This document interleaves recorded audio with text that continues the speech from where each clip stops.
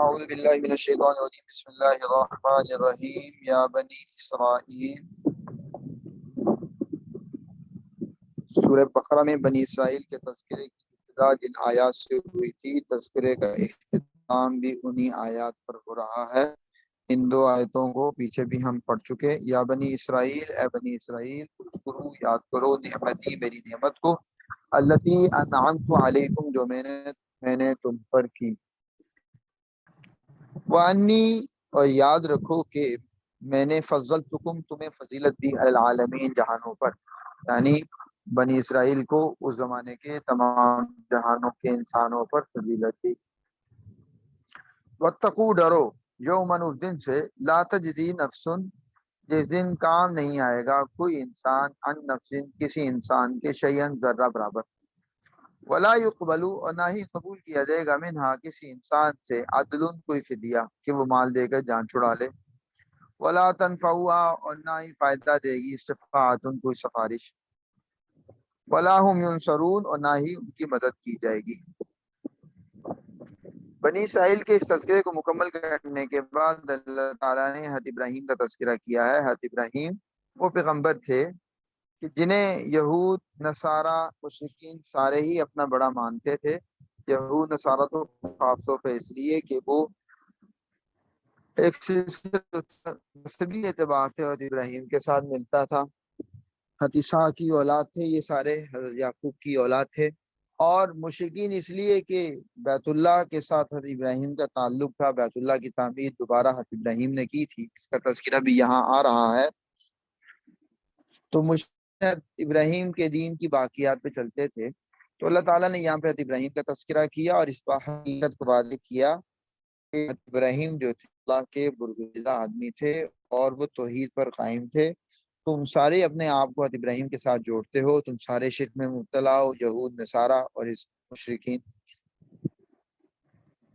دوسرا، بیت اللہ کے ساتھ حضرت ابراہیم کا جو تعلق تھا اس کو بھی بیان کیا کہ بھئی تم اگر اپنے آپ کو حضرت ابراہیم کے ساتھ جوڑتے ہو تو حضرت ابراہیم کا تعلق تو بیت اللہ کے ساتھ تھا، تو مسلمان بھی اگر حضرت ابراہیم کے ساتھ اپنے آپ کو جوڑتے ہیں تو انہیں بیت اللہ ہی کو قبلہ بنانا چاہیے۔ جو آگے قبلے والی آیات ہیں اس کا پس منظر بھی یہاں بیان کیا جا رہا ہے۔ تیسرا یہ کہ تم اگر ابراہیم علیہ السلام کو بڑا مانتے ہو تو ابراہیم علیہ السلام نے ہی دعا کی تھی پیغمبر کی کہ اللہ میری نسل میں پیغمبر پیدا کر، اور ساتھ حضرت اسماعیل تھے، حضرت اسماعیل کی نسل میں واحد نبی اکرم صلی اللہ علیہ وسلم بطور پیغمبر تشریف لائے ہیں، تو گویا نبی اکرم صلی اللہ علیہ وسلم اپنے جد امجد حضرت ابراہیم کی دعا کا نتیجہ ہیں۔ تو تم سارے اس پیغمبر کا انکار کیوں کر رہے ہو؟ یہود بھی، عیسائی بھی، مشرکین بھی، اگر ابراہیم کو مانتے ہو تو پھر اس پیغمبر کو بھی مانو۔ دیکھیے اب وعید ابتلا، وعید یاد کیجئے جب ابتلا آزمایا ابراہیم علیہ السلام کو ربہ اس کے رب نے بکلمات چند باتوں میں، یعنی ابراہیم علیہ السلام کی زندگی میں مختلف موڑ ہے، اللہ تعالیٰ نے ان کی آزمائش کی، فاتمہن ابراہیم علیہ السلام نے ان باتوں کو پورا کیا۔ قال تو اللہ نے کہا انی میں جاعلو کا تمہیں بنا رہا ہوں للناس کی لوگوں کا امامن پیشوا، رہنما تمہیں بناؤں گا۔ قال ابراہیم علیہ السلام نے کہا ومن ذریتی سے بھی پیشوا لوگوں کے مقتدی بنا۔ قال اس کے جواب میں کہا لا ینالو نہیں شامل ہے عہدی میرا یہ عہد الظالمین ظالموں کو، یعنی جو ہوں گے میں پیشوا نہیں بناؤں گا۔ تو اللہ تعالیٰ نے اس حقیقت کو واضح کر دیا کہ یہود نصارہ مشرکین نے چونکہ یہ طریقہ چھوڑ دیا اور ظلم پر اتر آئے، نافرمانی کا راستہ منتخب کیا، اس لیے اللہ تعالیٰ نے ان سے مقتدائیت اور پیشوائیت کو بھی چھین لیا۔ وَإِذْ اور یاد کیجئے جب جعلنا البیت ہم نے بیت اللہ کو بنایا، مثابتاً وہ جگہ مثابہ کے لوٹ کر رہے ہیں، مثابہ آپ سے ہے، یہ مصوبہ کا لفظ کیا ہے پیچھے، یہ سارے جو ہے نا مثابہ مصوبہ یہ مصدر میمی بھی ہیں، اور مصوبہ بھی مصدر ہے، اور مثابہ بھی مصدر ہے، مثابہ ظرف کا صیغہ بھی ہے، مصوبہ جو ہے وہ مصدر بھی ہے، مصوبہ اسم بھی ہے، مصوبہ اسم مفعول بھی ہے، یعنی مختلف صرفی اعتبار سے کیفیت بن سکتی ہیں۔ تو یہ مثابہ جو ہے یہاں پر ظرف ہے، مثابہ کے بعد لوٹنے کی جگہ، کیونکہ ثواب کہتے ہیں جو بدلے میں لوٹ کر ملے، انسان نے یہاں کیا وہاں چل کر جو اس کا بدل ملے گا جو اس پر چیز پلٹا کر جائے گی. تو مصابہ کا معنی بار بار لوٹنے کی جگہ، للناسی لوگوں کے لیے، وہ امنا اور بیت اللہ کو امن کی جگہ بنایا کہ جہاں شکار کی بھی اجازت نہیں.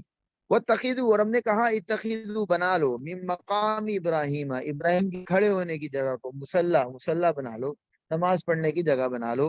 یعنی مقام ابراہیم وہ پتھر جہاں پر پڑا ہوا ہے، جس پر ابراہیم کھڑے ہو کر بیت اللہ کی تعمیر کرتے تھے، اسے مقام ابراہیم کہا جاتا ہے. کا خاص نماز کی جگہ بناؤ، چنانچہ طواف کے جو 2 نفل ہوتے ہیں وہ وہاں پڑے جاتے ہیں.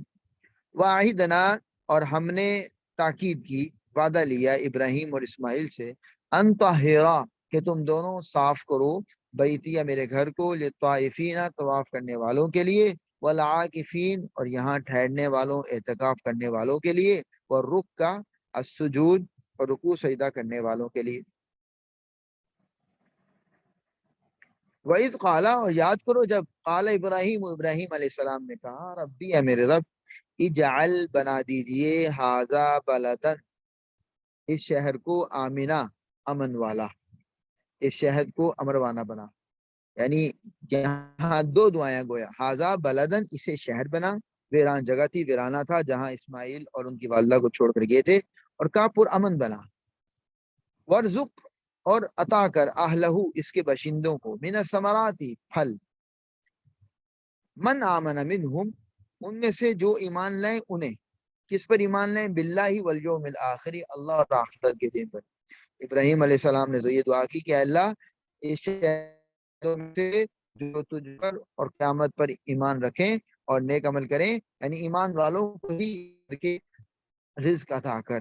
اللہ نے کہا، قال ومن کفر، جو کافر بھی ہوگا، اس شہر میں بستا ہوگا، فأمتعه، تو میں اسے فائدہ اٹھانے کا موقع دوں گا، قلیلا، تھوڑا سا، ثم استره، پھر میں اسے کھینچ کے لے جاؤں گا، الی عذاب النار، جہنم کے عذاب کی طرف.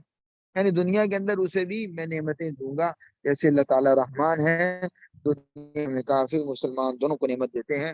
وہ بھی اصل مسیح، اور فرمایا کہ یہ بدترین مسیح لوٹنے کی جگہ ہے، یہ بھی ظرف ہے، یعنی بدترین ٹھکانہ ہے واپسی کی جگہ یہ جہنم.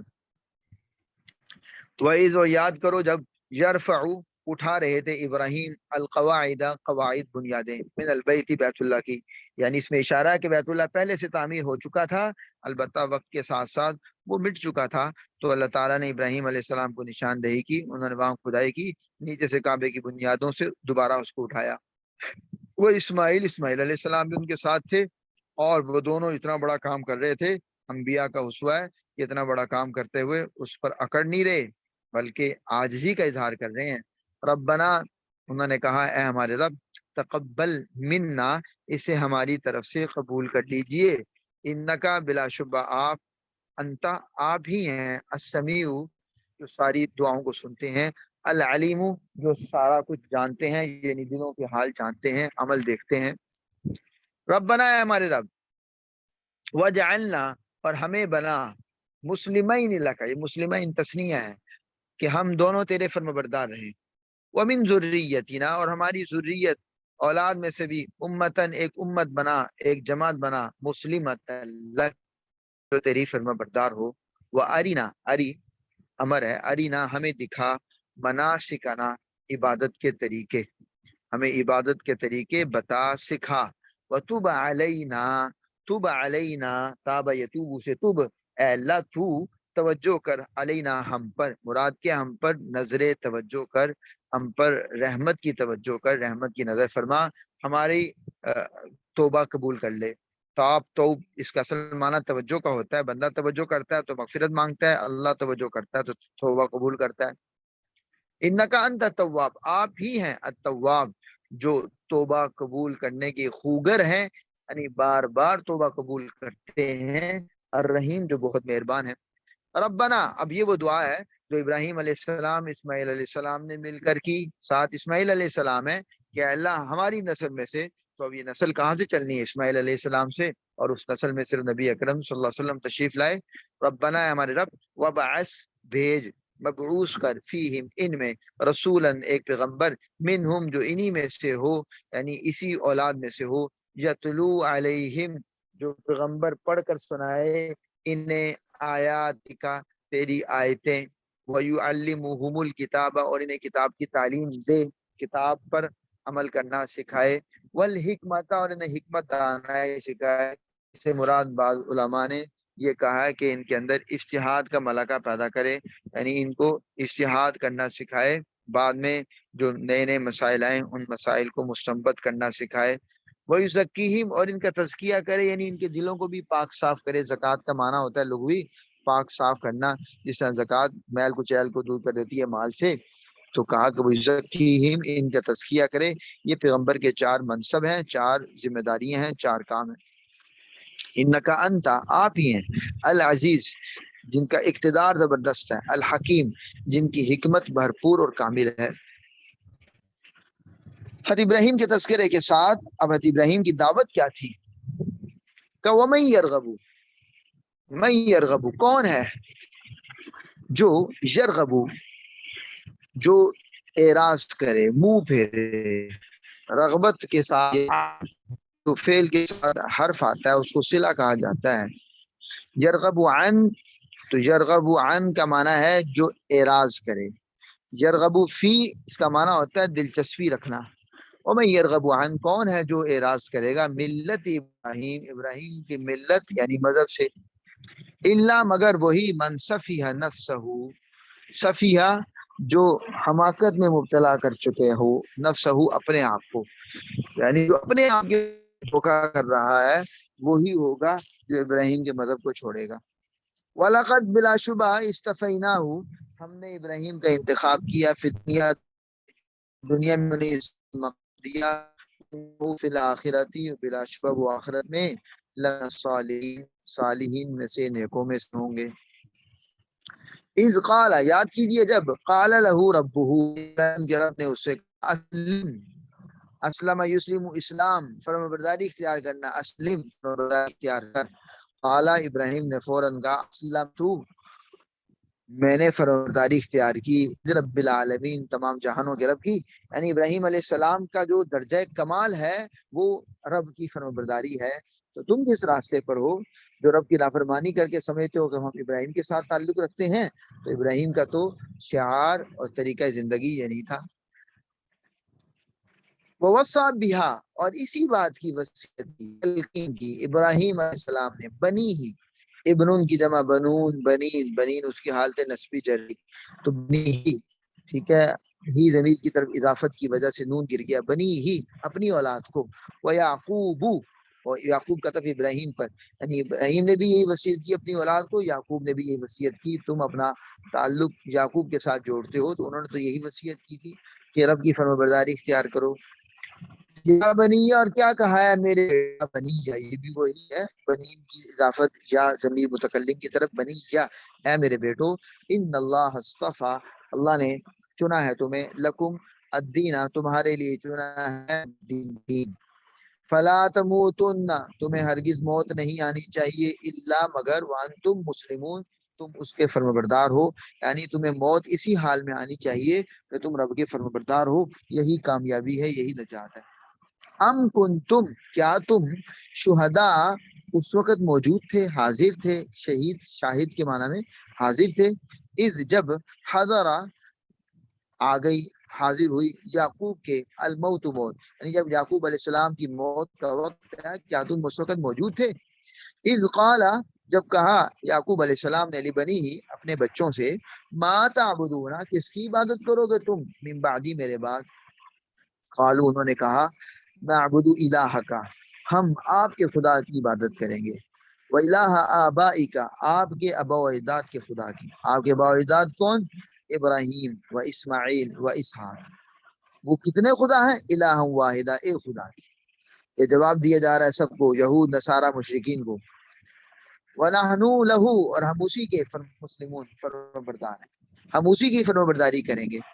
تلک امت اب دیکھیں یہ سارے گروہ اپنے آپ کو اپنے بزرگوں کے ساتھ جوڑتے تھے اور کہتے یہ تھے کہ ہمارے بزرگ بڑے نیک لوگ تھے، بڑے پارسا تھے، بڑے برگزیدہ، بڑے اللہ والے، اللہ کے ساتھ بڑا قریبی تعلق تھا، تو ہم تو بس انہی کے ساتھ تعلق رکھ کر بخشے بخشا ہے۔ اللہ تعالیٰ نے اس نظریے پر رد کیا کہ نہیں، انسان کے کام اس کا عمل آئے گا، بزرگوں کے ساتھ محض نسبت نہیں، بزرگوں کے ساتھ محض نسبت نہیں خاندانی اعتبار سے، نسب کے اعتبار سے، جی میرا تعلق سید خاندان سے، میرا تعلق فلاں خاندان سے، محض اس خاندان سے ہونا یہ نجات کی دلیل نہیں، کام عمل آئے گا۔ تل کا امتن، یہ ایک امت تھی، جماعت تھی، قد خلت جو گزر چکی، لہا ان کے کام آئے گا، ما کا سبت جو انہوں نے کیا عمل، ولکم تمہارے کام آئے گا، ما کا سب تم جو تم عمل کرو گے، ولا تسالون تم سے ہرگز نہیں پوچھا جائے گا، عن ما اس کے بارے میں کانو یعملون جو وہ کرتے رہے، اپنے گناہوں کو وہ خود جواب دہ ہیں، تم اپنے گناہوں کے خود جواب دہ ہو۔ وقالو اور یہ لوگ کہتے ہیں کونو ہو جاؤ ہودن یہودی بن جاؤ، او نصارا یا عیسائی بن جاؤ، تہتدو کامیاب ہو جاؤ گے۔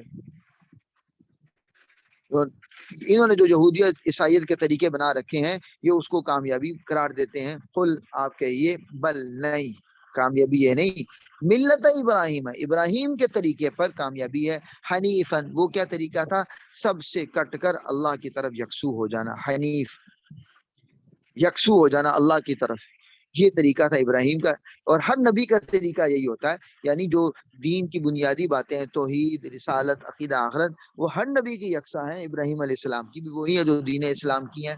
تو کہا کہ وہ والا طریقہ تم نے ابراہیم کے ساتھ اپنے آپ کو جوڑا ہوا ہے تو لو ابراہیم کے طریقے پر آؤ اصولی اعتبار سے۔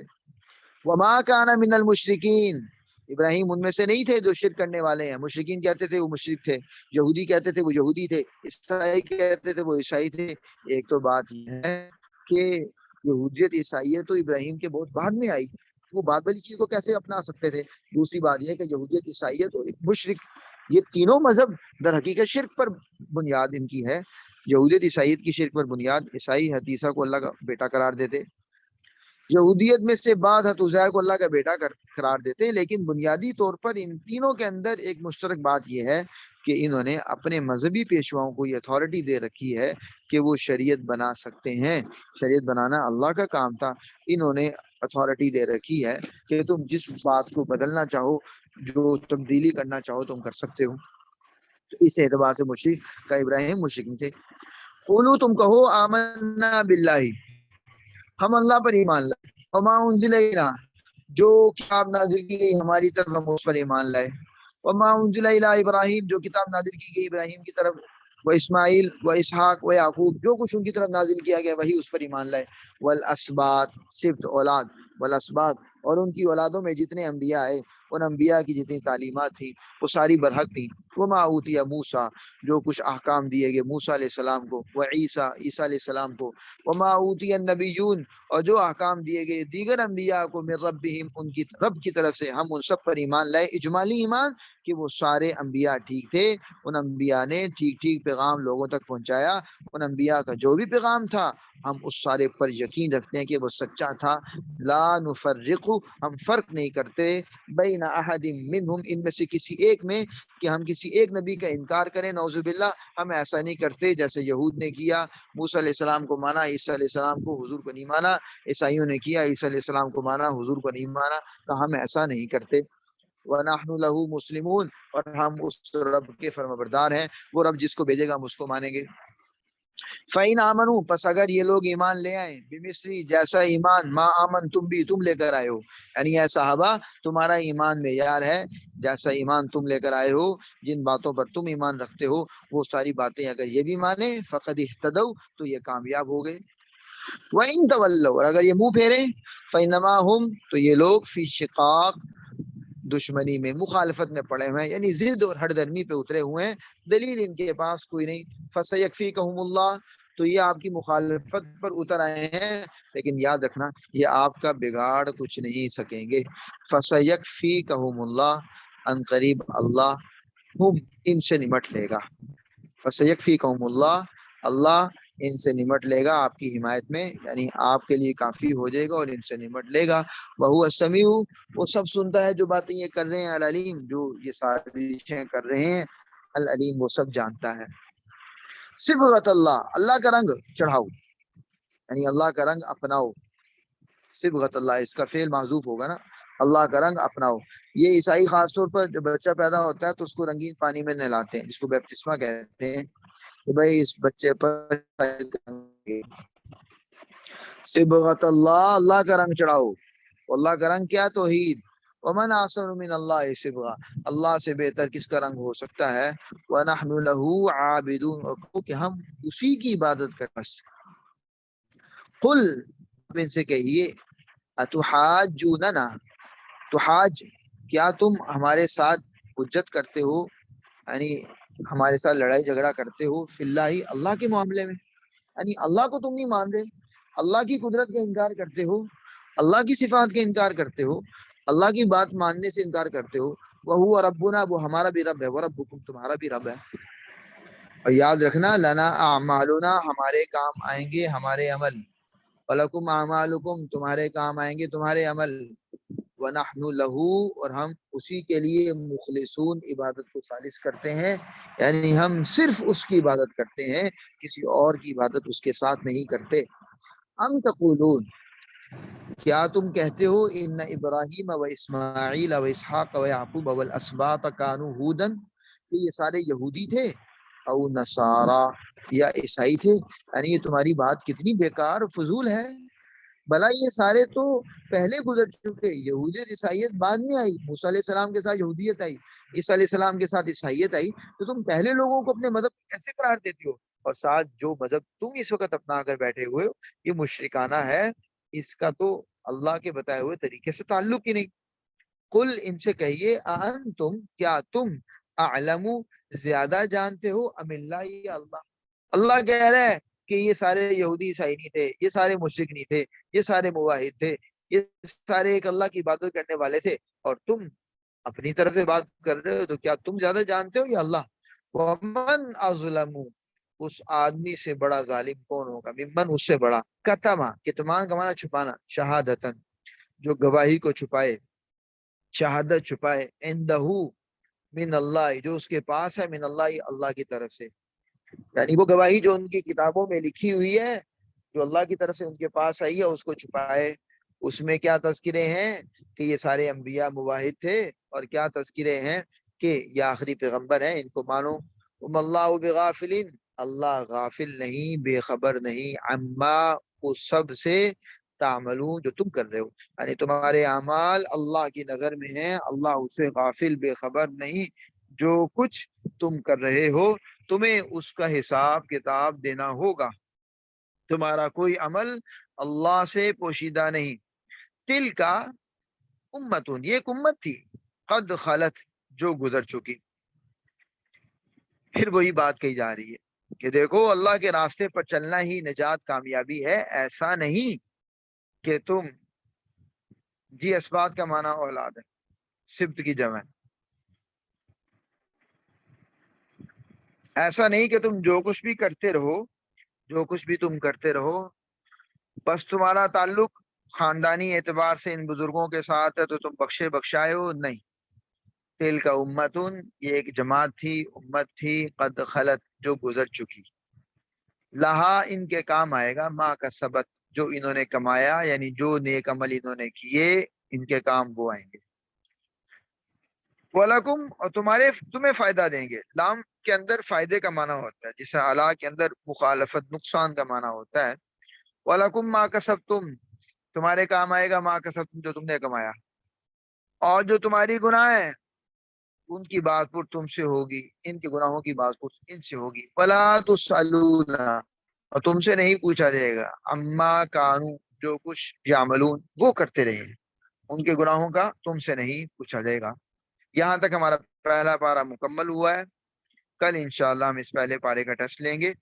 تو آپ لوگوں کے رول نمبر ہیں، کہاں سے کہاں تک رول نمبر. اگر میں ایسے کہوں کہ فلاں رول نمبر اس آیت کا ترجمہ کرے، فلاں رول نمبر اس آیت کا ترجمہ کرے، سب سے تھوڑا تھوڑا سن لیا جائے، تو ایسی صورت میرے خیال میں بہتر رہے گی. تو مجھے اگر آپ یہ بتا دیں کہ آپ کے رول نمبر کہاں سے لے کر کہاں تک ہیں، ان رول نمبرز کے مطابق میں سن لوں تو میرے لیے آسان رہے گا. جی کچھ کہنا چاہ رہے ہیں آپ؟ رول نمبر نہیں ہے تو ٹھیک ہے، پھر میں یہ جو آپ کا ہے، جو آپ کی پارٹیسپینٹس کی لسٹ آتی ہے، اسی لسٹ میں سے میں نام لے کر تو پوچھ لوں گا. یہ کچھ کہنا چاہ رہے ہیں، کوئی سوال ہے؟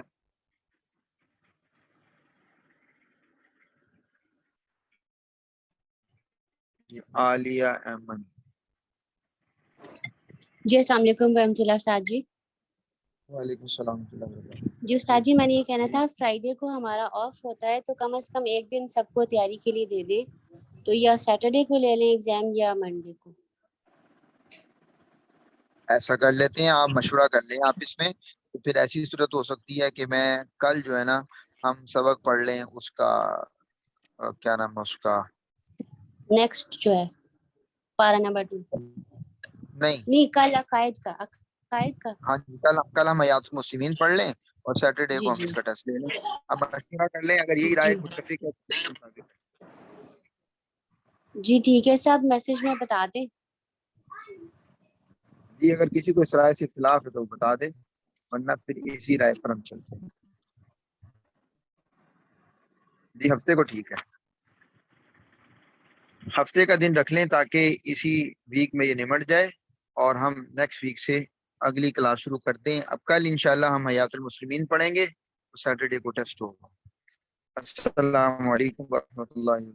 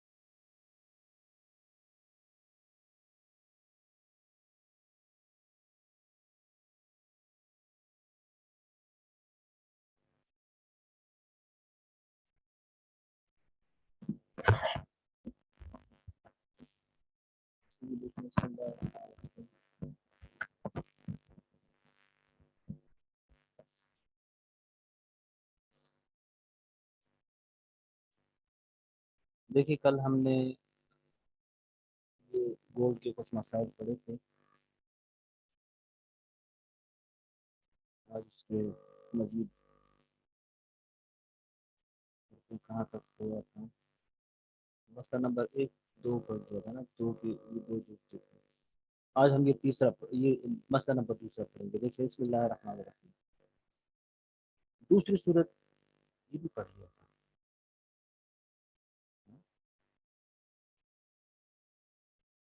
दूसरी सूरत ये है कि दोनों तरफ से एक किस्म की चीज नहीं बल्कि एक तरफ से चौथ, ये नहीं पढ़ा था। दूसरी सूरत ये है कि दोनों तरफ से एक किस्म की चीज़ नहीं है बल्कि एक तरफ से चांदी और एक तरफ से सोना है। इसका हुक्म ये है कि वज़न का बराबर होना ज़रूरी नहीं है। 1 रुपए का चाहे जितना सोना मिले, इसी तरह एक अशरफी की चाहे जितनी चांदी मिले जायज़ है, लेकिन जुदा होने से पहले लेन देन होना चाहिए, कुछ उधार न रहना चाहिए। यहाँ भी ये वाजिब है जैसे कि अभी बयान की। तो देखो बात ये चल रही थी कि गोल्ड खरीदना, चांदी खरीदना, ठीक है, इसके मामलात करना।